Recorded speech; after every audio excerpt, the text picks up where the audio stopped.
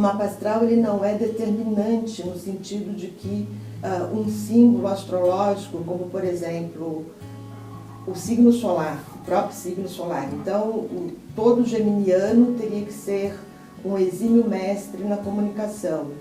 Não é assim que funciona. Você tem uma proposta, você tem possibilidades, você tem tendências. O que você vai ter, não só no exemplo dos gêmeos, mas também no exemplo de pessoas que nasceram na mesma maternidade, no mesmo momento, no momento exato de nascimento, dia, mês e ano, enfim, pertencem a uma mesma geração, mas vão ser criadas em famílias diferentes. Elas têm questões muito parecidas. Então, usando o exemplo de Gêmeos, que é um signo bastante rico, um geminiano com ascendente Libra, que são dois signos do elemento ar, que são signos de comunicação, de pessoas, de eventos, são signos que precisam de movimento, que precisam de estímulos intelectuais. Pode ser que uma delas se torne mestre em comunicação realmente, se torne um professor de marketing, e que a outra pessoa trabalhe com comércio, e que possa ser um geminiano que vibre a influência de Gêmeos através de uma relação muito forte com os irmãos. Esse é um padrão de destino geminiano, ter uma relação muito forte com os irmãos, na maioria das vezes positiva, nem sempre. Então é preciso saber como é que cada um usa esse potencial que recebeu.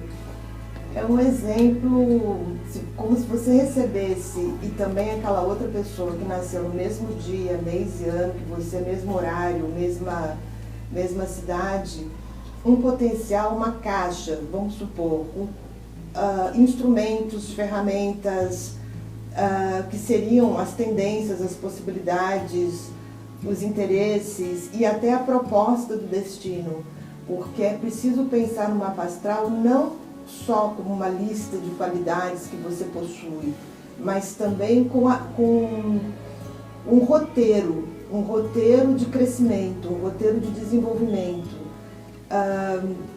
Eu utilizo na astrologia, sobretudo, os pontos kármicos, que a gente vai falar disso de novo mais um pouquinho. Mas além do signo solar, além do signo ascendente, existem os nodos lunares, que representam aquilo que nós viemos aprender, quais são os nossos grandes desafios, aquilo que precisa ser superado, aquilo que precisa ser desenvolvido, junto com a posição de Saturno, que também é um símbolo de crescimento para todos nós, embora a maioria das pessoas tenha muito medo do planeta Saturno. Então, deixa eu fazer uma síntese. Tudo tem mapa astral, tudo. Inclusive o início da construção da casa, aquele exemplo que eu dei, de que a gente escolhe o momento em que você entra dentro de casa para fazer um brinde, para assumir esse espaço novo que você criou. A gente também escolhe a assinatura do contrato, da compra da casa, pode escolher quando que você começa a construir. Tudo tem mapa astral, porque o céu é presente e está refletindo aquilo que está acontecendo na Terra.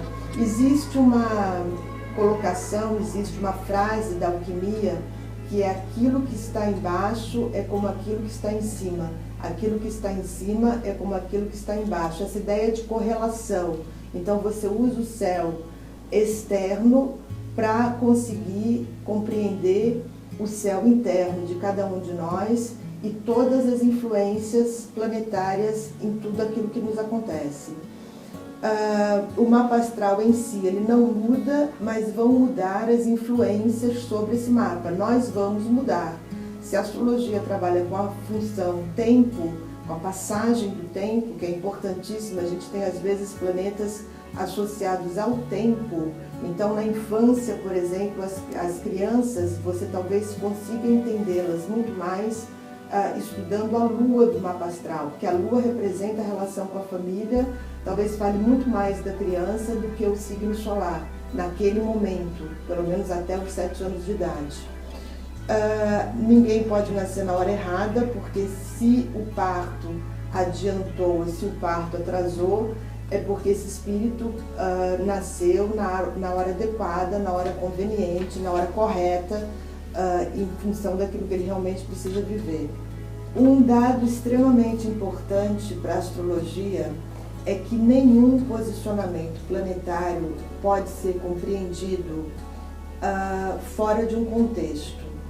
O mapa astral ele é muito rico, são 10 planetas, são 12 casas correspondentes aos 12 signos, existem os jogos, as relações entre os planetas, que são os aspectos, que têm uma força muito grande na hora da interpretação, e para você poder entender um posicionamento planetário, ele precisa ser contextualizado. Ou parece aquela piada do elefante na terra dos cegos, que o elefante entrou na terra dos cegos e todos eles se aproximaram daquele animal imenso e cada um tateou uma parte do elefante.